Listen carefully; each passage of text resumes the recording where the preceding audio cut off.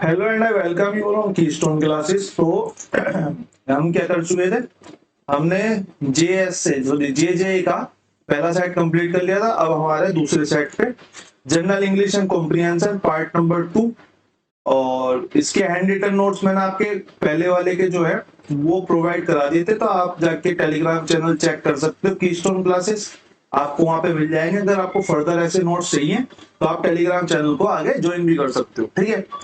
और general English and comprehension का second जो पार्ट है वो हमारा मैक्सिमम जो है वो वोकैब बेस्ड है।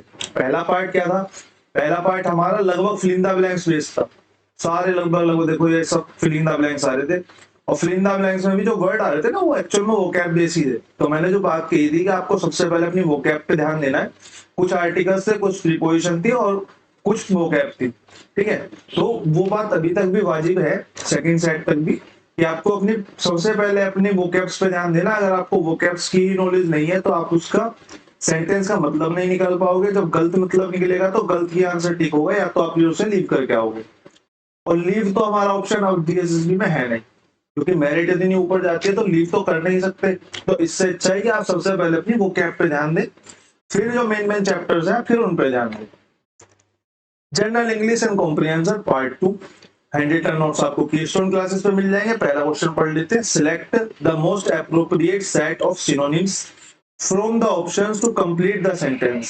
सेंटेंस कंप्लीट करना है, उसके लिए हमको एक ऑप्शन चाहिए सेट ऑफ ऑप्शंस में से, ठीक है। सेट ऑफ ऑप्शंस मतलब कि हमें क्या दिया हुआ है, हमें ऑप्शन जो दिए हुए हैं वो दो दिए हुए हैं, दो फिल इन द ब्लैंक्स है इसमें, ठीक है। और सिनोनिम्स चाहिए, सेट ऑफ सिनोनिम्स बोला है, ठीक है। कोई दिक्कत नहीं, उससे कोई फर्क नहीं पड़ा।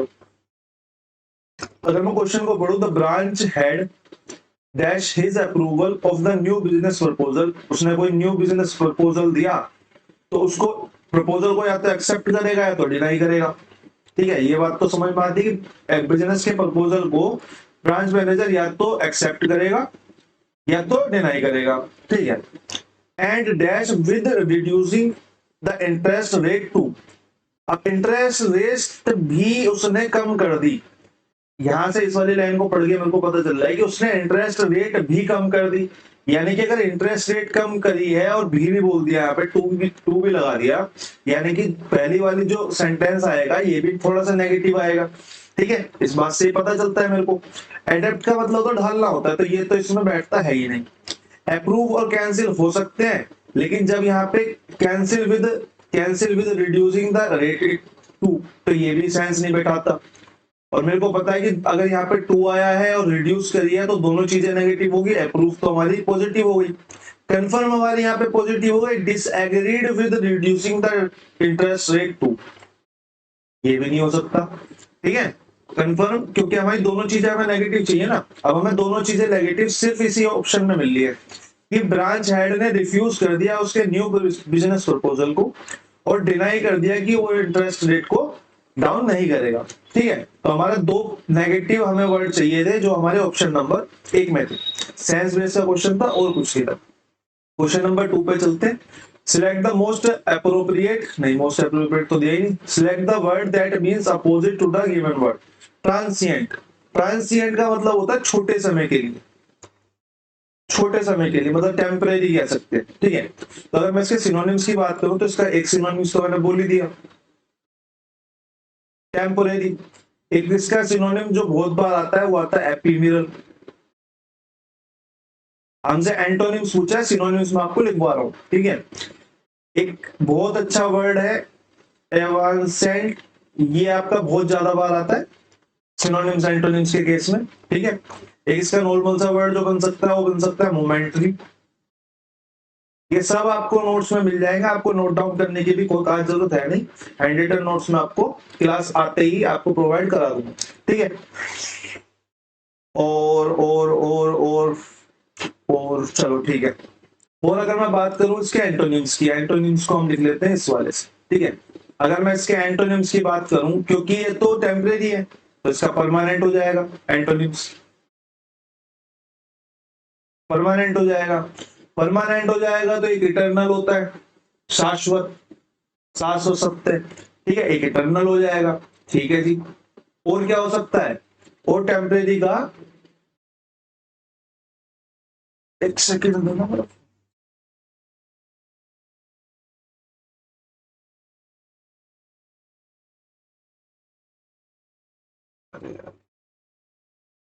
ठीक है, ट्रांसेंड का जो एक्टिव सिनोनिम्स हो गए, तो ये हो गया एंटोनिम्स में, एक परमानेंट हो गया, एक इटर्नल हो गया। एक बहुत अच्छा वर्ड यूज होता है एंटोनिम्स के लिए, इसके परपेचुअल। परपेचुअल, परपेचुअल, ठीक है, ये पी है। ठीक है, ये आपको हैंड रिटन नोट्स में मिलेंगे, दिक्कत मत लो। ठीक है, इसलिए मैंने हैंड रिटन नोट्स लगाए हैं, क्योंकि मुझे पता है मेरी राइटिंग इस पे ज्यादा अच्छी आने वाली है नहीं, है हैंड रिटन में भी ज्यादा अच्छी नहीं है। ठीक है, और कह सकते हैं हम कंटिन्यूअल, जो कंटिन्यू रहता हो। ठीक है, ट्रांसिएंट के एंटोनिम्स क्या बनेंगे, जो लॉन्ग लास्टिंग हो, जो कंटिन्यू रहते हो, जो शाश्वत हो, जो जिनका कभी अंत ही ना हो। ठीक है, वो आपके हो जाएंगे। अगर मैं और वर्ड्स की बात करूं तो गाइडेंटिक का बड़ा होता है, बड़ा, बहुत बड़ा, बहुत ज्यादा बड़ा। ठीक है, ये आपका हो जाएगा। ठीक है, तो आप ये नोट डाउन कर सकते हो, बाकी आपको आपके नोट्स में मिल जाएंगे। क्वेश्चन नंबर 3 की तरफ को चलते हैं। Select the option that can be used as a one word substitution to the given group of words. One word substitution मेरे को छाट ले किसका? A person who is always ready to start argument or fight. जो हमेशा लड़ने के लिए तैयार रहता हो। ठीक है, उसको हम क्या कहते हैं? उसको हम कहते हैं bellicose, belligerent। ठीक है, bellicose, belligerent आपने आपने सिनोनिम्स भी हैं। तो अगर मैं बात करूं, किसकी बात कर रहे हैं हम बेलिकोस की बात कर रहे हैं। जो व्यक्ति लड़ाई के लिए हमेशा तैयार रहता है, उसको हम कहते हैं बेलिकोस, लड़ाकू। अगर आपने हिंदी में पढ़ा हो तो आप लड़ाकू बोल सकते हो। ठीक है, इसका सिनोनिम्स की अगर मैं बात करूं तो सिनोनिम्स उसके हो जाएंगे बेलिजिरेंट। बहुत फेमस सिनोनिम्स है, बहुत बार आ चुका है। ठीक है, एक सिनोनिम्स होता है इसका पगनासियस, पगनासियस, NACIOUS। ठीक है, ये भी बहुत बार आता है। क्वेरल्सम बहुत बार देखा होगा जिसने पढ़ा होगा, क्वेरल्सम, ये बहुत बार आता है। और क्या हो सकता है? और कॉम्बेटिव कह सकते हैं, हॉस्टाइल भी कह सकते हैं, हॉस्टाइल कह सकते हैं। ठीक है, एक आप लिख लो हॉस्टाइल। ठीक है, ये आपके नोट्स में इंक्लूड नहीं है, ये आप लिख लेना। तो ये कुछ चीज ऐड ऑन कर लेना, कुछ मैंने नोट्स में डाल दी हैं, तो आप कुछ चीजें क्लास से ऐड ऑन करना। ठीक है, बाकी पैथेटिक क्या होता है? पैथेटिक होता है हमारा मतलब कि दयनीय भावना में, दयनीय, बिल्कुल कतई मरा गिरा सा आदमी। ठीक है, उसे हम पैथेटिक पर्सन कह देते हैं। तो दयनीय का जो मीनिंग है वो आता है। तो इसके अगर मैं सिनोनिम्स की बात करूं तो ये हो जाएगा पिटफुल, जिसपे मतलब पिटीफुल, जिसपे मतलब बिल्कुल ही बेकार ही हालत हो। पुअर बोल सकते, एक वर्ड मिजरेबल आता ही है। और बस बाकी आपको नोट्स में मिल जाएंगे। ठीक है, अब इसमें बैचलर तो बैचलर होता है जिसकी शादी ना हुई हो, इसका तो कुछ कराने का मतलब है नहीं। हाँ, मिसैंथ्रोपिस्ट जो है ये वर्ड आपका वन वर्ड सब्स्टिट्यूशन में आता है। ये जो बाकी वर्ड्स हैं वन वर्ड सब्स्टिट्यूशन में नहीं आते, इसलिए मैंने इनके सिनोनिम्स लिखवाए हैं। ठीक है, क्वेश्चन क्या था? वन वर्ड सब्स्टिट्यूशन का था, लेकिन पैथेटिक और बेलिकोस जो होते हैं ना, ये आपके सिनोनिम्स एंटोनिम्स में ज्यादा आते हैं। सॉरी, एंटोनिम्स में ज्यादा आते हैं, इसलिए मैंने इनके सिनोनिम्स लिखवा दिए। एंटोनिम्स आप अपने उससे होमवर्क में लिख सकते हो। बाकी जो वर्ड वन वर्ड सब्स्टिट्यूशन में जाता आता है उसका मैं उसी हिसाब से लिखवाऊंगा। जैसे कि मिसैंथ्रोपिस्ट है, ये हमारा वन वर्ड सब्स्टिट्यूशन में बहुत आता है, तो इसको हम क्या कहेंगे? A person.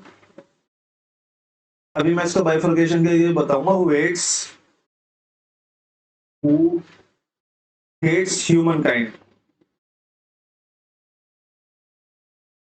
जो मानव जाति से नफरत करता हूं उसे हम कहते हैं मिसैंथ्रोपिस्ट।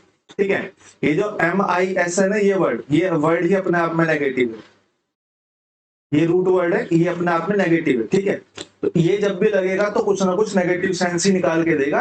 आगे भी अगर आपको लगता हुआ दिखाई देता है तो आप इस तरीके से निकाल सकते हैं उससे थोड़ा सा, कि दो ऑप्शन मेरे को राइट पॉजिटिव दिया, दो नेगेटिव दिया, पूछा MIS से, तो आप रूट वर्ड के सेंस से दो ऑप्शन तो एलिमिनेट कर सकते हैं, बाकी दो में थोड़ा सा और दिमाग लगा के जैसा भी सेंस बैठेगा उसे कर सकते हो। ठीक है, क्वेश्चन नंबर 3 के बाद चलते हैं। इनकरेक्टली स्पेल्ड मेरे को दिया हुआ है, कंपटीशन, एसिमिलेशन, विंडिकेशन और मेरा फैसिनेशन। ठीक है, इनकरेक्टली स्पेल्ड है, करेक्टली स्पेल्ड यहाँ पे दिया हुआ है, तो इसमें मेरे को कराने की मुझे कोई खास जरूरत लगती नहीं है। मैं आपको इसके मतलब और समझाता चलता हूँ। कंपटीशन तो हमने बचपन से झेला है, तो कंपटीशन का मतलब तो हमें पता है। एसिमिलेशन जो है, एसिमिलेशन का मतलब हमारा होता है कि किसी चीज को आत्मसात कर लेना। आत्मसात से मतलब ग्रहण कर लेना, प्राप्त कर लेना, अपने अंदर समा लेना। ठीक है, तो एसिमिलेशन का मतलब अब अगर मैं वन वर्ड सब्स्टिट्यूशन की सेंस में बोलूं तो ये हो जाएगा the process of taking in, the process of taking in, एक second, taking in and full and fully understand and fully understanding information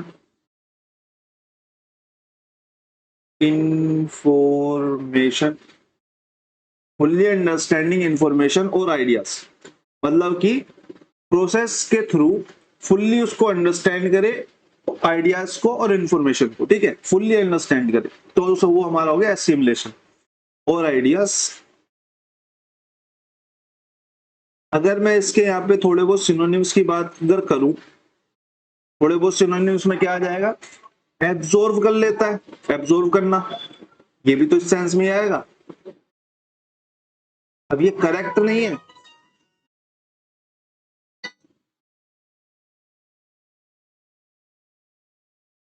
मेरे को एक सेकंड लगे। हेलो, हाँ जी, कौन भाई? बाद में बात करूँ आपसे।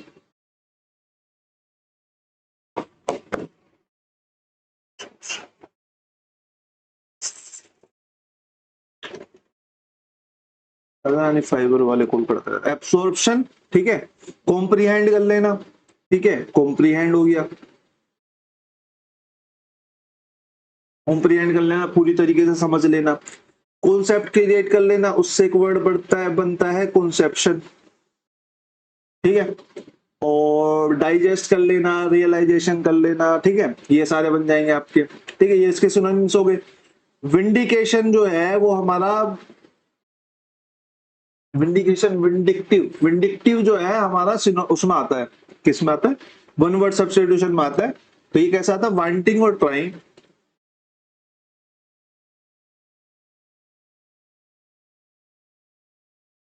वांटिंग और ट्राइंग टू हर्ट, वांटिंग और ट्राइंग टू हर्ट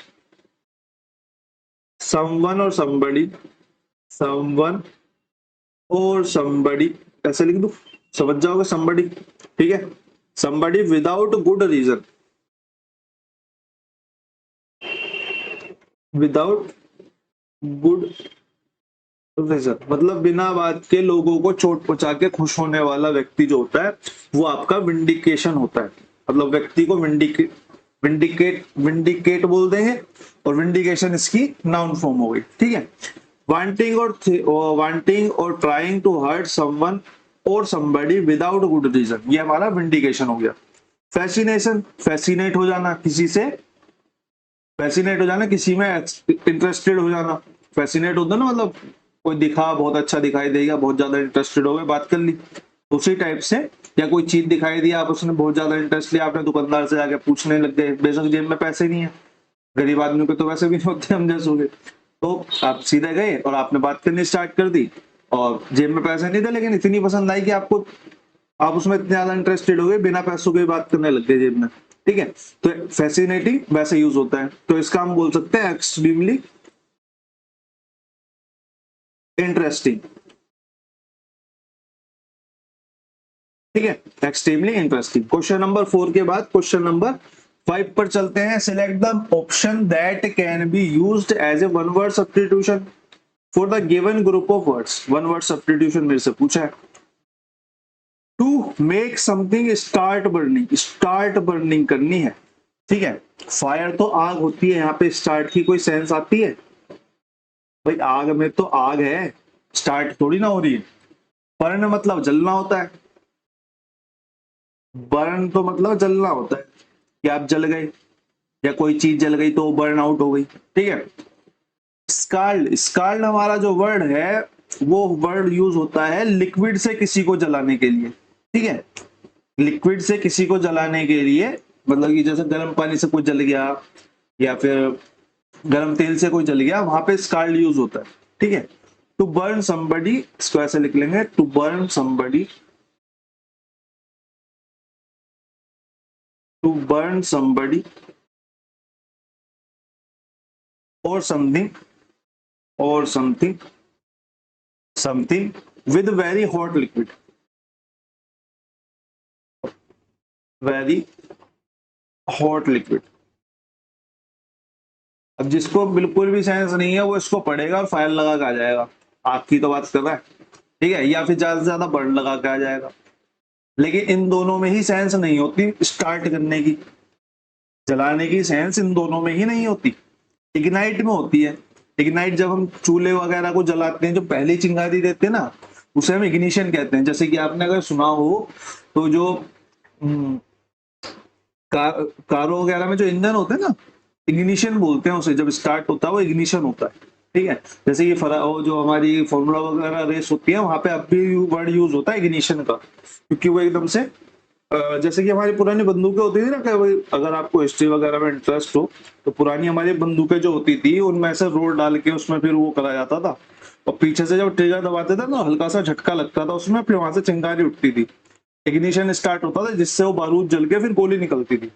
अभी हमारी फॉर्मूला 1 की जो कार है वो उसी कॉन्सेप्ट पे काम करती है, उन्हें चलाने के लिए अब भी वही काम करना पड़ता है। तो पहली चिंगारी लगाने के लिए हम क्या बोलेंगे, हम बोलेंगे इग्निशन। तो ये हो गया to make something start burning, ठीक है। ये आपका यहाँ पे राइट आंसर हो गया।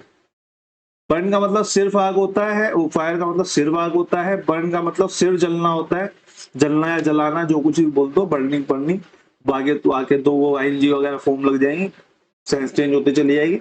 लेकिन इनमें से किसी का मतलब भी स्टार्ट करना नहीं होता, स्टार्ट होता है इग्निशन, ठीक है।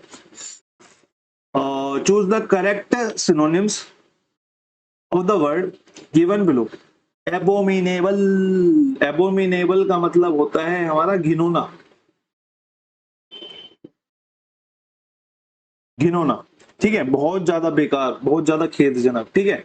एक सिनोनिम्स तो मेरे को सिनोनिम्स सोचा था, एक सिनोनिम्स तो मेरे को इसने ही दे दिया, एक आधा और देख लेते हैं। एबोमिनेबल का जो सबसे पास वाला या सबसे ज्यादा आने वाला जो वर्ड है वो है सॉर्डेड, ठीक है, ये बहुत ज्यादा आता है। उसके बाद अगर मैं बात करूं, डिस्गस्टिंग हो गया। डिस्गस्टिंग आपके सिनोनिम्स में तो आएगा नहीं, लेकिन आपको सॉर्डेड देके यहाँ ऑप्शन में डिस्गस्टिंग दे देगा, ठीक है। ये आपको पीडीएफ मिल जाएगी, चिंता मत करो मेरे राइटिंग के लिए, ठीक है। एक वर्ड यूज होता है जो बहुत कम आता है लेकिन आता तो है, देखो देखो, ओडियस, इसका मतलब भी घिनौना होता है अपने आप में, ठीक है। अगर मैं एनोनिमस की बात करूं तो ये हमारा सिनोनिम्स एंटोनिम्स की जगह वन वर्ड सब्स्टिट्यूशन में ज्यादा आता है, तो हम इसको इसी तरीके से पढ़ेंगे। वन वर्ड सब्स्टिट्यूशन में कैसा था, मतलब आता सिनोनिम्स एंटोनिम्स में भी है, लेकिन आपको वन वर्ड सब्स्टिट्यूशन से सेंस पता चल जाएगी तो आप लगा पाओ। With a name that, with a name that is not known, is not known or that is not make public, not made public। वो व्यक्ति जिसका with name that is not known और that is not made public, मतलब कि एक ऐसी, मतलब anonymous use होता है मैक्सिमम कलाकृतियों के लिए कि एनोनिमस बंदे ने बना दी, लेकिन बहुत अच्छी है, बिक रही है, तो नीचे एनोनिमस लिखा होता है, ठीक है। तो उसका ना पब्लिक में नाम नहीं हुआ बंदे का, तो इसलिए उसे एनोनिमस कह दिया जाता है। नाम नोन नहीं है, काम नोन है। नाम नोन नहीं है लेकिन काम नोन है, तो वहां पे उसको एनोनिमस बोल जाता है। एनोनिमस राइटर, एनोनिमस पेंटर, जैसे कि एक हमारे हैं एनोनिमस परमार सर, उनका फेस रिवील नहीं होता। कल भी उन्होंने एक वीडियो डाली कि वो फेस रिवील करेंगे, कल उनका बर्थडे था शायद, हाँ सर का बर्थडे था कल, तो उन्होंने वो डाली कि आज मैं फेस रिवील करूंगा। वहां पहुंच गए 6-7 हजार लोग लाइव में, और उन्होंने बचपन की फोटो दिखा दी अपनी केक काटते, खैर वो भी अच्छी थी। ठीक भी है, प्राइवेसी का कंसर्न तो देखो सोशल मीडिया पे रहता ही है, वो तो चकता है ही। ज्यादा फेमस होना भी सोशल मीडिया पे खतरनाक ही है। चेहरे का फेम थोड़े दिन रहता है, फिर आदमी फिर उसी दुख दर्द पीड़ा में चला जाता है, फिर वही गायब। ठीक है, एनोनिमस का मतलब आप समझ गए होंगे, जिसका नाम जो है वो बड़ा ना हो, काम जो है वो बड़ा हो। अनलाइकली तो ठीक है, लाइकली का अपोजिट है। डाइजेस्टेबल यानी कि जिसको डाइजेस्ट किया जा सके, इसमें कुछ कराने की जरूरत मुझे लगती नहीं है। क्वेश्चन नंबर 6 के बाद क्वेश्चन नंबर 7 हमारा है पैराजम्बल। पैराजम्बल और पैसेज हम नहीं करेंगे, पैराजम्बल और पैसेज हम नहीं करने वाले। इसके बाद चलते हैं क्वेश्चन नंबर 8 की तरफ। बहुत क्लोज कॉल का क्वेश्चन है, चारों वर्ड एक जैसे लग रहे हैं लगभग। ठीक है, a place that is full of peace and काम। इसका तो ऑप्शन आपको पता चल गया, ये है ऑप्शन सी। लेकिन जब आएगा तो आप इसमें इसमें और इसमें कैसे आइडेंटिफाई करोगे?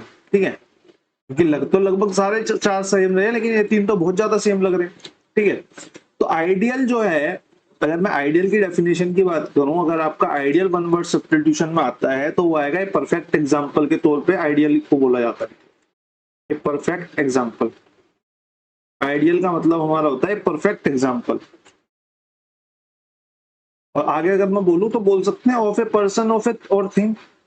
A perfect example of a person और थिंग, किसी चीज का या किसी व्यक्ति का परफेक्ट एग्जांपल। जैसे अल्बर्ट आइंस्टीन परफेक्ट एग्जांपल, तो उनसे ज्यादा परफेक्ट क्या हो सकता है? जैसे सन परफेक्ट एग्जांपल ऑफ इग्निशन, मतलब एक बार इग्निशन स्टार्ट हुआ अब तक बंद ही नहीं हो रहा। ठीक है, तो ये हमारा परफेक्ट एग्जांपल के तौर पे यूज होता है। आइडियल जो होता है वो एक बंदे, एक पर्टिकुलर पर्सन के लिए यूज होता है। ठीक है, ये तो परफेक्ट एग्जांपल है, यूनिवर्सल बात होगी। लेकिन आईडीओएल जो है वो हमारा एक पर्सन के लिए यूज होता है। एक पर्सन जिसको एडमायर किया जाता है, person who is admired, who is admired, who is admired और लव, जिसको लव प्यार किया जाता है, एडमायर किया जाता है, उसको आइडियल कहते हैं। जैसे अमिताभ बच्चन, शाहरुख खान, सलमान खान, आपके हमारे लिए रणदीप हुड्डा, लाल रंग। ठीक है, तो उस तरीके से आइडियल होता है एक पर्सन जिसे एडमायर किया जाता है और प्यार किया जाता है। आईडी वाई डबल एल, इसका तो पता चल गया, एक जगह जहां पे पीस और काम हो। अब आइडियली क्या है? ये तो इडली लग रहा है मेरे को इडली नहीं है, इसका मतलब होता है नॉट वांटिंग टू वर्क और लेजी। ये वर्ड बहुत खतरनाक है, इसको याद रखना, ये बहुत बार आता भी है। तो लेजी इसका मतलब होता है not wanting to work, wanting to work. ठीक है, नॉट वांटिंग टू वर्क इसका मतलब हो गया। अगला क्वेश्चन जो है हमारा, ये कंप्लीट हो गया हमारा 9। Select the most appropriate phrase that can substitute the underlined segment in the given sentence. Seena was trying to keep the proposal a secret. Seena अपने प्रपोजल को सीक्रेट रखना चाहती थी। जितने भी आपके इडियम फ्रेज है ना, इडियम फ्रेज का बहुत अच्छा अंदाजा लग जाता है आपके जिस सेंटेंस में वो यूज हो रहे हैं। ठीक है, उससे बहुत अच्छा अंदाजा लगता है। सीना अपने प्रपोजल को सीक्रेट रखने की कोशिश कर रही है, but her mother revealed the secret mistakenly. गलती से उसकी मम्मी ने रिवील कर दिया। अब देखो, अब अगर मैं देखूं तो मेरे को क्या दिख रहा है? मेरे को सॉरी क्या दिख रही है? मेरे को दिख रहा है cut the corners, corner cut कर दिए। नहीं नहीं नहीं, इससे कोई सीक्रेट रिवील होने वाली सेंस थोड़ी ना बनेगी। ब्रोके लेग, इससे भी कोई सीक्रेट रिवील वाली सेंस नहीं बनेगी। बीटे बुलेट, बीटे बुलेट से तो साहस वाहस वाली सेंस बननी है कि उसने तो गोली को चबा लिया, है ना? साहस वाली ही बात बननी है, या फिर बहुत ज्यादा दर्द हो रहा हो तब गोली चबा ली हो, इस तरीके की कुछ सेंस बननी है। इडियम फ्रेज जो होते हैं ना वो रियल लाइफ एक्सपीरियंसेस से बनते हैं। मैं आपको बताऊं, जितने भी आज तक इडियम फ्रेज बने वो सब रियल लाइफ एक्सपीरियंस से बने। तो अगर आप उनको जोड़ के देखोगे, तोड़ के देखोगे, तो आपको समझ में आने स्टार्ट हो जाएंगे। रटने से इडियम फ्रेज याद नहीं होंगे, वन वर्ड सब्स्टिट्यूशन फिर भी हो सकते हैं। मेरे को ऐसा लगता है आप कितने इडियम फ्रेज याद कर लोगे ना, आप खुद सोचो। चार चार पांच पांच सेंटेंस उसका वर्ड्स का एक इडियम फ्रेज बनता है, फिर उसका पूरा मीनिंग याद करो, फिर उसको थॉट प्रोसेस में लाओ। कुछ को थॉट प्रोसेस में लाके अपने उनको बाइफरकेट करना स्टार्ट करो। जैसे इसमें रिवील इज द सीक्रेट है, मिस्टेकली है, रिवील कर दिया और मिस्टेकली कर दिया। Let the cat out of the bag, let the cat यानी कि out of the bag, bag के अंदर कुछ था, कैट को बाहर आ लिया है, कैट बैग के अंदर थी उसको बाहर लिया है, तो ये सीक्रेट रिवील तक की तरह काम नहीं कर रहा कि बैग में से कुछ निकाल दिया, बैग में से कुछ निकाल दिया सीक्रेट रिवील कर दिया। ऑप्शन नंबर 4 हमारा यहाँ पे राइट आंसर हो गया। ठीक है, बाकी क्वेश्चन नंबर 9 के बाद चलते हैं क्वेश्चन नंबर 10 की तरफ। बैंडी, BANDY, ठीक है, बैंडी का मतलब होता है लड़ाई झगड़ा, सीधी सीधी बात तो ये है। ठीक है, लेकिन लड़ाई झगड़ा हाथों पैरों वाला नहीं, इसलिए ये अलग है। टू एक्सचेंज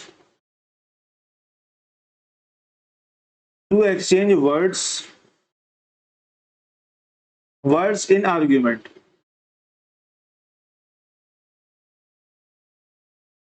एक आर्ग्यूमेंट में वर्ड्स को एक्सचेंज होना हमारा बैंडी कहलाता है, जिसे हम डिबेट भी कह सकते हैं। ठीक है, आप समझ गए, तो जिसे हम डिबेट की भी कह सकते हैं। इसका जो एक क्या बोलते हैं उसे, सिमिलर तो नहीं बनेगा लेकिन लगभग लगभग ऐसा ही एक वर्ड होता है पार्ले। पार्ले का मतलब भी चर्चा होता है, लेकिन आर्ग्यूमेंट में चर्चा करना नहीं होता, मैं बता रहा हूं पहले। लेकिन पार्ले इसका वीक सिनोनिम्स हो सकता है, कभी आ जाए तो पार्ले भी आपका इसका वीक सिनोनिम्स हो सकता है। अफर्म की अगर मैं बात करूं तो अफर्म का मतलब होता है कंफर्म करना, अफर्म कंफर्म, इसे तो आप सीधा इससे भी याद रख सकते हो, अफर्म कंफर्म। ठीक है, कोई दिक्कत नहीं है।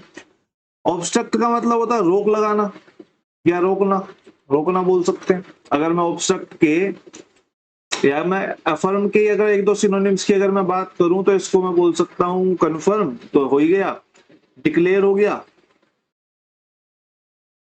और क्या हो गया, असर्ट हो गया।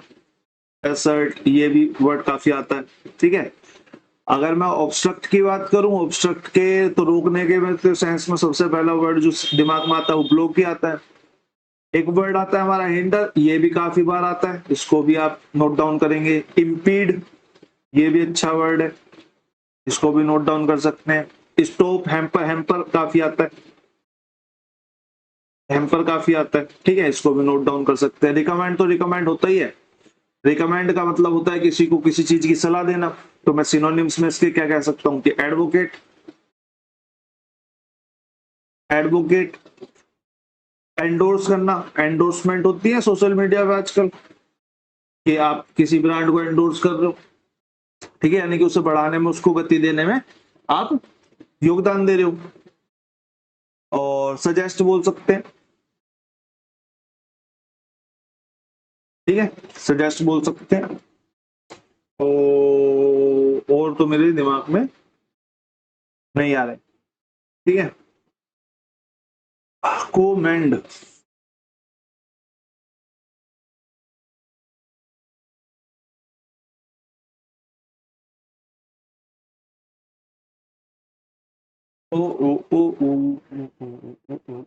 ये हमारा पैराजम्बल का, पैराजम्बल क्वेश्चन हम नहीं ट्राई करने वाले हैं, प्लस क्वेश्चन में एनर्जी बिल्कुल डाउन हो जाती है।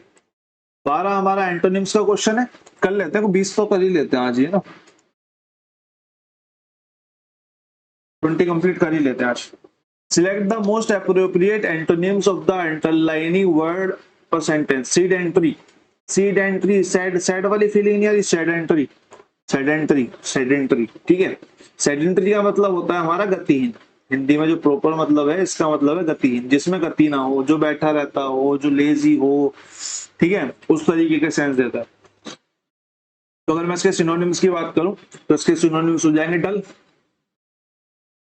लेजी, लेजी तो सबसे ज्यादा हुआ है, क्या बोलते हैं, लेजी तो सबसे ज्यादा हमारा वो है। एक वर्ड इसमें आपको दिख रहा होगा आइडियली, अभी हमने पीछे ही पढ़ा था, पीछे ही पढ़ा था, अगर आपको याद हो तो हमने इसका मतलब भी यही पढ़ा था। तो ये इसका सिनोनिम्स हो गया, क्योंकि मेरे से एंटोनिम्स पूछा है तो इमोबाइल भी मेरा इसका सिनोनिम्स हो गया। ठीक है, डेस्क बाउंड, जो सिर्फ डेस्क पे बैठा रहता है, ये भी इसका सिनोनिम्स हो गया। डेस्क बाउंड, ये भी इसका आपका सिनोनिम्स हो गया। एक अगर मैं और बात करूं तो स्टैटिक इसका सिनोनिम्स हो जाएगा, जो एक ही जगह बैठा रहता हो। ठीक है, इमोबाइल हो गया, आइडियली हो गया, डेस्क बाउंड हो गया, लेजिक हो गया, स्टैटिक हो गया। ठीक है, ये सारे इसके सिनोनिम्स हो जाएंगे। बाकी ये इसके एक ही एंटोनिम्स होगा जो एक्टिव होगा, जो एक्टिव के जैसा होगा वो आपको यहाँ पे मिलेगा, वो आपको मार्क करना है। ठीक है, क्वेश्चन नंबर 12 के बाद क्वेश्चन नंबर 13, ये हमारा प्रोवर्ब का क्वेश्चन है। फिर से सेंस बेस पे चलेंगे, याद हमें नहीं है, ये हम मान के चल रहे हैं कि मुझे भी याद नहीं है और आपको भी याद नहीं है, तो मैं सेंस कैसे निकालूं भाई। इडियम फ्रेज एक तो ये तरीका है कि आपका ये इडियम है, ये प्रोवर्ब है और ये इसका मतलब है, आप इसको रट लो। एक मैं आपको सेंस बताना सिखा रहा हूँ भाई। मैं इडियम फ्रेज और वन वर्ड दो तरीके से पढ़ा सकता हूँ। एक तरीका तो ये होगा भैया ये वन वर्ड है, ये इसका मतलब है, याद कर लो। एक ये तो तरीका है ही, लेकिन एक दूसरा तरीका ये है कि ये वन वर्ड है और ये है, अगर इसका कुछ बनता है, जैसे कि इसका रूट वर्ड से कुछ बनता है या फिर मैं कुछ मतलब से बता सकता हूँ, या निमोनिक्स हो सकते हैं कुछ, तो मैं वो बता दूं। प्रोवर्ब के केस में हम मतलब समझ के उसका मतलब निकालने की कोशिश करें, जो कीवर्ड्स हैं उनको पकड़ के अगर हम निकालने की कोशिश करें तो कैसे निकाल सकते हैं। ठीक है, रटने वाला काम तो आप खुद कर लो, और ये वाला काम मैं थोड़ा सा आपके लिए समझा देता हूँ कि कैसे चल सकती है बात। ठीक है, a bad workmen blames his tools. एक जो बुरा कारीगर है वो अपने टूल्स को जो है वो ब्लेम करता है। बुरे कारीगर को आप कितना अच्छा हथौड़ा दे दो, स्टील का हथौड़ा दे दो, पीछे लकड़ी का बिट्टा लगा हुआ ब्लैकवुड का, लेकिन वो उससे ठोकना ही नहीं आता तो उससे वो कील फिर भी टेढ़ी ठुकेगी। ठीक है, समझ लो। तो इस तरीके से ये बात कर रहा है, ये प्रोवर्ब का सेंस बन रहा है। अगर मैं अब देखो, अब मैं बाकी के तीन ऑप्शन देखता हूं, इनमें क्या गलती थी। Said when someone accept a mistake or failure on the things that they views to work. Mistake accept और failure को accept तो कर ही नहीं रहा, blame कर रहा है ना, blame कर रहा है, accept थोड़ी ना कर रहा है। Said when someone blames a mistake or failure on himself नहीं, अपने आप पे नहीं, अपने tools पे कर रहा है। ठीक है, तो ये भी गलत हो गया। Said when someone blames a mistake or failure on others तो ठीक है, ये वाला हो सकता है, बिल्कुल इसको कंसीडर कर सकते हैं। अब पहला पढ़ के देख लेते हैं दोनों में से क्या ज्यादा अच्छा है। Sad when someone blames a mistake और failure on the things they use to work. अब ये बिल्कुल परफेक्ट सेंस दे रहा है। दे यूज टू वर्क, जिन चीजों से वो काम करता है उनको ब्लेम करना स्टार्ट कर देता है, तो ये भी सेंस दे रहा है अदर्स, लेकिन ये पीपल्स के ऊपर है। मेरे को यहाँ पे टूल्स दिखाई दिए जो कि हमारे नॉन लिविंग है, मेरे को यहाँ पे नॉन लिविंग ऑब्जेक्ट दिखाई दे रहा है। मैं कोशिश करूंगा कि मेरा नॉन लिविंग ऑब्जेक्ट ही हो, तो यहाँ पे मेरा नॉन लिविंग ऑब्जेक्ट दिखाई दे रहा है, यहाँ पे मेरे को लिविंग दिखाई दे रहा है, तो इसलिए ये गलत हो जाता है। ज्यादा सही हमारा ऑप्शन नंबर 1 हो जाता है। ठीक है, समझ गए, जहां तक है आ गया होगा समझ में। क्वेश्चन नंबर 14, क्वेश्चन नंबर 14 हमारा पैराजम्पल का, इसको भी हम स्किप करेंगे। क्वेश्चन नंबर 15 पे चलते हैं। क्वेश्चन नंबर 15 हमारा एंटोनिम्स का क्वेश्चन है, पूरा नहीं पढ़ने वाला हूं, आप लोगों को शुरू में पूरा पढ़ना है। Read the given sentence carefully. Change the meaning to the sentence by replacing the underlined word. तो ऐसे करके ना ऐसे ऐसे मार्क कर लेना अपनी आंखों में, इसने मेरे से एंटोनिम पूछा है। ठीक है, the political debate become jejune with time. Political debate jejune हो चुकी है टाइम के साथ। अब पॉलिटिकल डिबेट क्या हो सकती है, मतलब आप सेंस लगा के देखो, या तो खराब हो सकती है, या तो अच्छी हो सकती है, या तो इंटरेस्टिंग हो सकती है, या तो बोरिंग हो सकती है। मेरे हिसाब से यही 4 प्रोस्पेक्टिव बनते हैं कि डिबेट क्या हो सकती है। पॉलिटिकल डिबेट जे जून हो चुकी है। अब जून में पड़ती है गर्मी, इंसान हो जाता है बोर। ठीक है, या फिर इरिटेट बोल सकते हो, या तो बोर हो सकता है या तो इरिटेट हो सकता है। तो इस वर्ड का मतलब जो है ना वो जे जून से ही है। ठीक है, जे जून ही इसका जो कीवर्ड है वो जून ही है। जून से अगर आप याद रखोगे तो आपके लिए अच्छा रहेगा। जे जून का मतलब होता है बोरिंग, इरिटेटिंग, नीरस, फीका, नीरस। ठीक है, इसका मतलब होता है नीरस या फीका। मोरोस, जेडिड, और ये जो आपके तीनों है ये तो इसको सिनोनिम्स हो जाएंगे। जब मेरे से एंटोनिम्स पूछा ही है तो इसमें तो कुछ लिखवाने की जरूरत है नहीं। तो मैं इसके एंटोनिम्स, अगर सिनोनिम्स और की बात करूं तो बोरिंग हो गया, स्टूपिड हो गया, वियरिंग हो गया,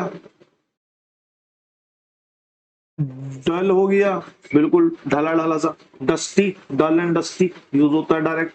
ठीक है, और एरिड हो गया, सूखा सा पड़ा हुआ है, बिल्कुल नीरस हो रखा है, उस टाइप से, ठीक है। पिक्वेस्ट हो गया। अगर ये हमारा एंटोनिम्स है तो इसका मतलब भी हमें पता होना चाहिए। इसका मतलब होता है testing pleasant but strong and spicy. ये हमारा वन वर्ड में यूज होता है ज्यादातर, testing pleasant, pleasant but strong and spicy, and spicy, ठीक है। ये हमारा रिक्वेस्ट का मतलब हो गया, ठीक है। बाकी और वर्ड्स भी हैं जिनको अगर आप चाहते हैं तो मैं आपको बता सकता हूँ। नहीं, इनमें क्या बताना है, ये सारे इसके जे उनके सिनोनिम्स हो गए, ठीक है। ये जो वर्ड है ना, ये डुअल सिविली, इसको आप लिख सकते हो, ठीक है। इसका मतलब होता है हमारा ए डल और मोनोटोनस, है वही, सेंस वही है। मोनोटोनस प्लेस और कंडीशन, ये आपका वन वर्ड सब्स्टिट्यूशन में आता है। कंडीशन, कंडीशन, ठीक है, कंडीशन, ठीक है। बाकी क्वेश्चन नंबर 15 के बाद क्वेश्चन नंबर 16, फिर से हमारा एक क्वेश्चन जो है most appropriate of the underlining word, ठीक है। हाँ। हमको दे दिया, नीचे हमसे वो बोले, नीचे जो ये ऑप्शन दिए हुए हैं ये सारे एडियम्स हैं। ये Penelope's web, Adam's ale, red letter day, have a bone to pick, ठीक है। ये सारे के सारे आपके एडियम और फ्रेजेस हैं। तो आपको एक सेंटेंस दिया हुआ है, उसमें कौन सा एडियम या फ्रेज अच्छा रहेगा, सुटेबल रहेगा, वो आपको बताना है। Jerry, we want to have a discussion with you regarding the manner in which you leave dirty dishes in the sink for days at a time, ठीक है। ये इसका मतलब है। Jerry, we want to have a discussion with you regarding the manner in which you leave dirty dishes in the sink for days at a time। ठीक है, पहले हम देख लेते हैं नीचे जो हमारे इडियम फ्रेज है इनका मतलब क्या होता है। पेनीलोप्स वेब का मतलब होता है एन एंडलेस जॉब, ठीक है, मतलब बिना एंड होने वाली जॉब, जो इसने इसके हिसाब से राइट दिया हुआ है। एन एडम सेल का मतलब होता है वाटर। ए रेड लेटर डे का मतलब होता है an important day,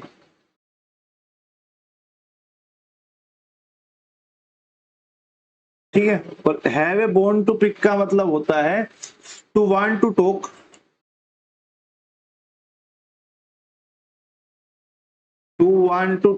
to someone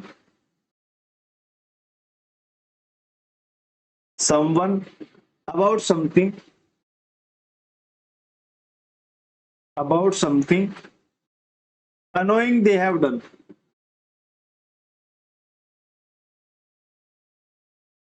annoying they have done।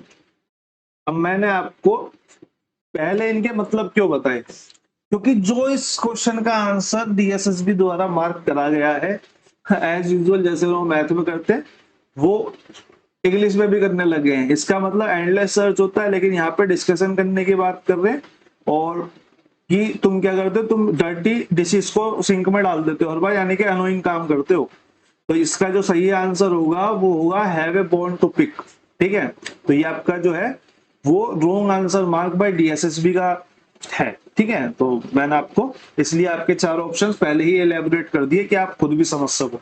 पेनीलोप्स web तो आएगा ही नहीं ना, वो रोज डर्टी डिशेस साफ कर रहा होता तो पेनीलोप्स वेब आ जाता, लेकिन यहाँ तो हमें बात करनी है दो लोगों को, ठीक है। तो क्वेश्चन नंबर 16 के बाद हम चलते हैं क्वेश्चन नंबर 17 की तरफ। वन हु लव्स मैनकाइंड, ठीक है, वन हु लव्स मैनकाइंड। थ्रोपिस्ट कहां गया, ये रहा थ्रोपिस्ट, एंथ्रोपिस्ट, इसका मतलब मैनकाइंड से, ठीक है। मिस मैंने आपको अभी बताया था थोड़ी देर पहले, नेगेटिव वर्ड है, यानी कि मिसएंथ्रोपिस्ट का हमने मतलब क्या बताया था, one who hates mankind, one who hates mankind, देख लो दोबारा आ गया, आईडीओएल वाला भी दोबारा आ गया था। एंथ्रोपिस्ट, एंथ्रोपोलोजिस्ट, सॉरी एंथ्रोपोलोजिस्ट, तो ये जो लॉजिस्ट है ये हमारे स्टडी को दर्शाता है। लोगिस्ट, लोगिस्ट हमारे स्टडी को दर्शाता है। एंथ्रोपिस्ट हमारा ह्यूमन काइंड को दर्शाता है। फिल जो होता है, फिल का मतलब होता है हमारा प्यार या लव। फिल जो है वो हमारा लव का एक रूट लैटिन वर्ड है, ठीक है। फिल का मतलब प्यार होता है। एंथ्रोपिस्ट यानी कि ह्यूमन काइंड, यानी कि लवर ऑफ ह्यूमन काइंड, आप ऐसा कह सकते हो, lover of human kind, lover of human kind, ठीक है। एंथ्रोपोलोजिस्ट जो होता है वो हमारा होता है जो साइंटिफिक स्टडी करता है रेस की। इसको मैं कैसे लिखूं, इसको मैं ऐसे लिख सकता हूँ, सोशल साइंटिस्ट या scientist who studies, scientist who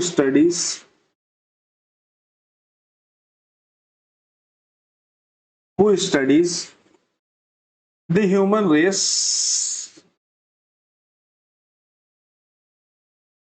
human race, origin, development, सब कुछ ये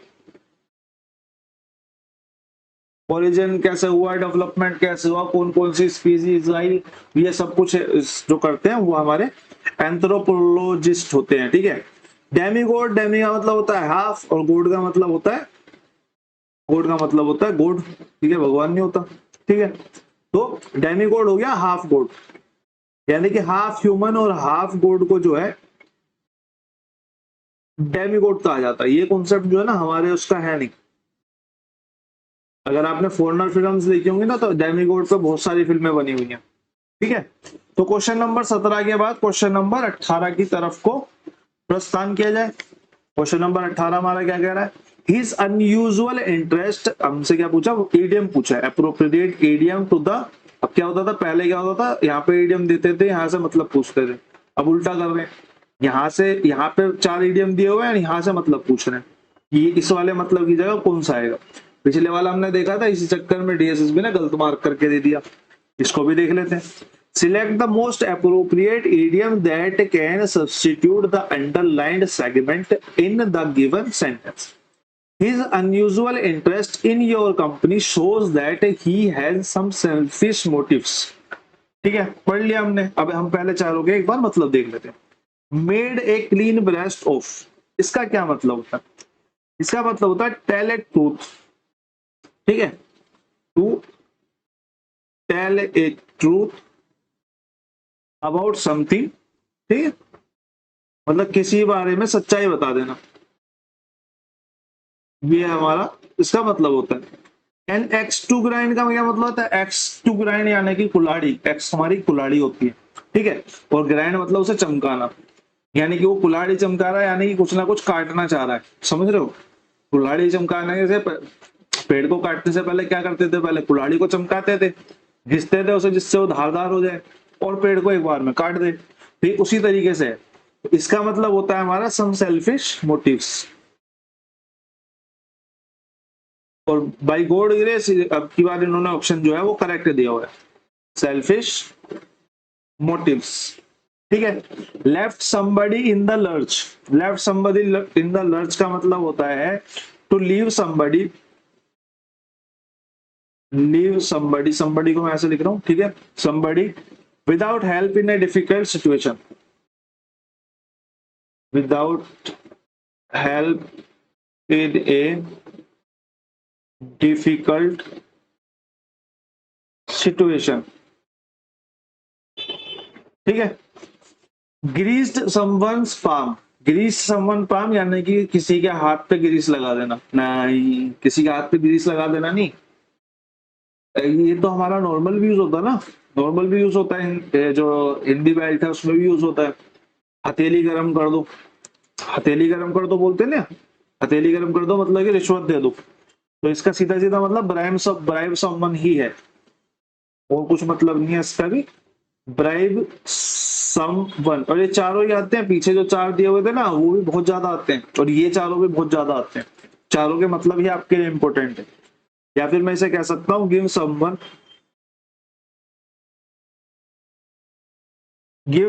मनी इन एक्सचेंज,